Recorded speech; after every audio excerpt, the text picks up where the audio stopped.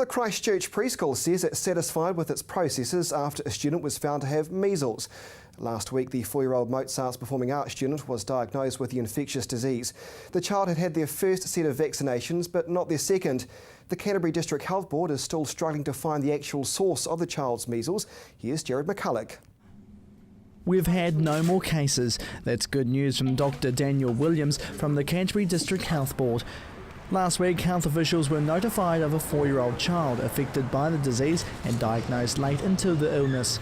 The case has been classified as being mild, and children would usually get their jabs at 15 months and 4 years, but Dr. Williams says the child wasn't old enough to receive the second vaccination.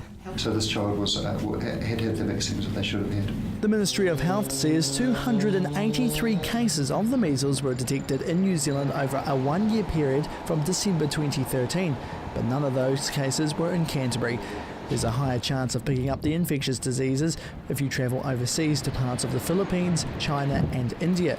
But Williams says they are unsure of how the child has caught the measles and are continuing to find out. In this case, that's not obvious, so we're going back and just talking to the parents of children who've been unwell, checking whether they have an illness that might be compatible with measles, and if there's a suspicion for a particular child, we'll ask for blood testing for that child. The child attended 2 preschools, one of them being a St Albans kindergarten, and their managing director says they've been working closely with the CDHB. We are responsible in situations like this for being able to supply information efficiently to the health department, and I'm glad to say that our student management system stood up to that and we were able to very quickly supply information to these people here. Canterbury District Health Board do an amazing job in acting very quickly to keep New Zealand children safe using the systems they have in place. And she says parents have been pleased with the response from the preschool.